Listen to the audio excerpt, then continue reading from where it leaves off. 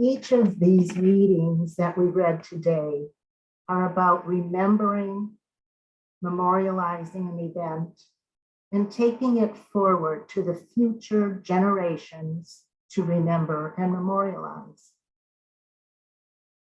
I'm sure we all have events in our family lives that we remember from when we were children, and perhaps we brought them from our family of origin to the family we've created because they were so meaningful to us. I think most spiritual groups practice this, but the readings today remind me how amazingly well both the Jewish communities and the Catholic communities have followed the directive over many generations through their rituals. Our Easter Triduum remembers Jesus's life, death, and resurrection. Passover, commemorating the Jewish people's exodus from Egyptian slavery, begins tomorrow. Rituals are often used by parents to teach their children their values and how to live according to those values, just as Jesus taught those who accepted his invitation to be his followers.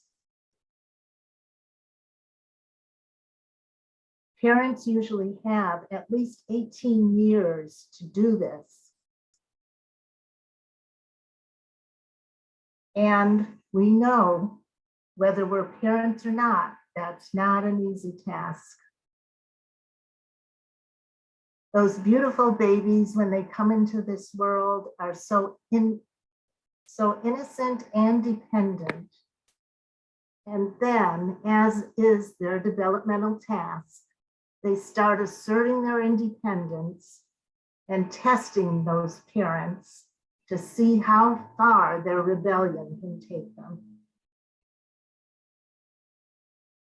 Now think about Jesus's dilemma, which was similar to a parent's, but also unique. It was Jesus's task to choose adults and then teach them God's ways, which were and are rebellious as compared to society's ways, no matter what time in history you look at. And Jesus only had 3 years to do this. We have heard and know through our travels through Scripture each week how Jesus did this, what methods he used, parables, miracles, hanging out with the undesirables in society, assertive confrontation with the authorities. He preached to his followers, explained from every angle how they should live, and modeled those lessons by his own life. Jesus was the type of leader who would never ask his followers to do anything he wouldn't do. And we all know how fast 3 years can go by. It's like the blink of an eye. And here we are, remembering this night when, as the gospel said, Jesus realized that the hour had come for him to pass from this world to Abba God. We must remember that Jesus was fully human and fully divine. That led me to imagine that Jesus, the human, felt the same feelings parents have when sending their 18-year-old child off to college.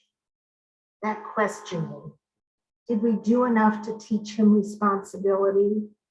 Does she have enough confidence to say no to her friends in uncomfortable situations?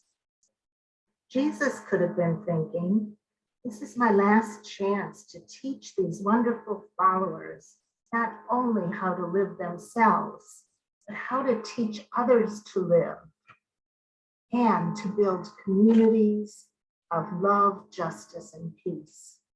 What is going to make the most impact on them tonight? And so what did Jesus do? He didn't make a lofty speech. He rather used common elements of water, bread, and wine to commemorate his short earthly life. He first amazed those gathered by his example of humility and servant leadership, as we just saw, by washing feet. This chore, of course, was usually done by a servant, not the host, and certainly not the Messiah. Jesus put a real emphasis on that lesson by choosing it for this special night. I wonder if in the backs of the minds of the disciples, they were still hoping that Jesus would become a kingly Messiah and change the world with royal authority. That's what they had always hoped, and it would be much easier that way. Could that be why Peter argued with Jesus about washing his feet? Fortunately, Peter's belief in Jesus was strong enough that when he was told by Jesus, "If I do not wash you, you have no part with me," he gave in rather than suffering that consequence. Water is such a powerful symbol of life and reminds us of our baptisms, when we all took on the garment of Christianity, whether it was when we were an infant or when we were old enough to make that decision on our own. That same night, Jesus told his apostles that the bread on the table is his body, which is broken for us, and the wine is his blood of the new covenant of love. Think about it. It was this night that the sacrament of Eucharist was created. We fulfill Jesus's words to do this in remembrance of me, and renew the new covenant each time we eat and drink those elements.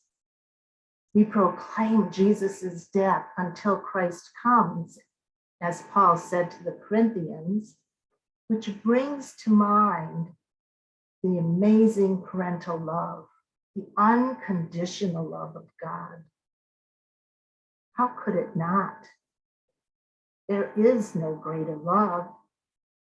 If you doubt that at all, I don't know what other proof you need than the remembering, the commemorating of Jesus's becoming human, teaching us through his own life and suffering the death that he did, all of which we will hear about and contemplate in this Triduum, culminating, of course, in the resurrection, God's victory over death. It is this action of remembrance that supplies us with the grace of humility and servant ministry to answer that call to mirror God's love and advocate for the people struggling in our world. As I read recently, and this excited me, we should ask for the grace of amazement.